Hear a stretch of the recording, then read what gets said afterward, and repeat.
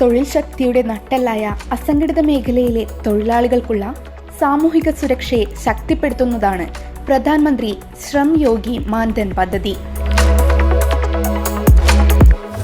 PMSYM 7 വർഷങ്ങൾ പൂർത്തിയാക്കുമ്പോൾ ദശലക്ഷക്കണക്കിന് അസംഘടിത തൊഴിലാളികളുടെ ജീവിതമാണ് പരിവർത്തനം ചെയ്യപ്പെട്ടിട്ടുള്ളത്.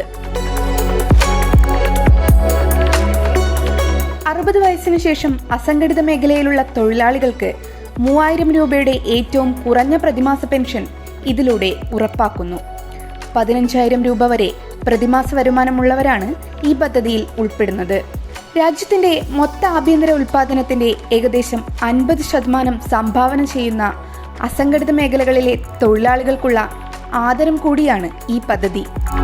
ഇ-ശ്രം പോർട്ടൽ പ്രകാരം 2024 ഡിസംബർ 31 വരെ 30.51 കോടിയിലധികം അസംഘടിത തൊഴിലാളികൾ ഇതിൽ രജിസ്റ്റർ ചെയ്തിട്ടുണ്ട്. 2019 ഇടക്കാല ബജറ്റിലാണ് PMSYM അവതരിപ്പിച്ചത്. Life insurance corporation of India, common service സെന്ററുകൾ, ഇ-ഗവേണൻസ് സർവീസസ് ഇന്ത്യ ലിമിറ്റഡ് എന്നിവയുമായി സഹകരിച്ച് തൊഴിൽ മന്ത്രാലയമാണ് പദ്ധതി നടപ്പിലാക്കുന്നത്.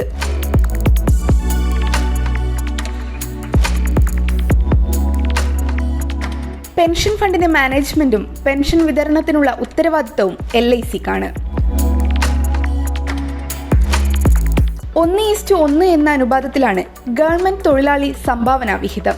സ്വമേധയാ ചേരാവുന്ന ഈ പദ്ധതിയിൽ ഗുണഭോക്താവ് മരണമടഞ്ഞാൽ പങ്കാളിക്ക് പെൻഷൻ തുകയുടെ 50% കുടുംബ പെൻഷനായി ലഭിക്കും. അതേസമയം കുടുംബ പെൻഷൻ പങ്കാളിക്ക് മാത്രമേ ബാധകമാകൂ.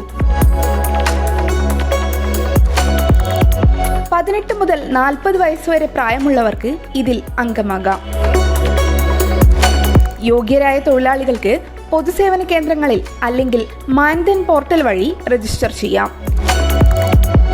EPF, ESIC, NPS എന്നിവയിൽ ഉൾപ്പെടുന്നവർ, ആദായ നികുതിദായകർ, മറ്റേതെങ്കിലും ഗവൺമെന്റ് പെൻഷൻ പദ്ധതി ഗുണഭോക്താക്കൾ എന്നിവർക്ക് പദ്ധതിയിൽ അംഗമാകാൻ സാധിക്കില്ല.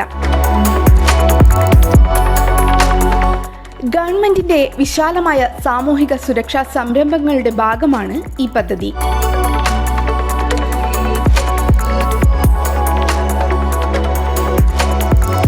സാർവത്രിക പെൻഷൻ കവറേജ് നൽകാനും ഇന്ത്യയിൽ കൂടുതൽ ഉൾക്കൊള്ളുന്ന ഒരു സാമൂഹിക സുരക്ഷാ ചട്ടക്കൂട് സൃഷ്ടിക്കാനും പ്രധാനമന്ത്രി ശ്രം യോഗി മാൻധൻ ലക്ഷ്യമിടുന്നു.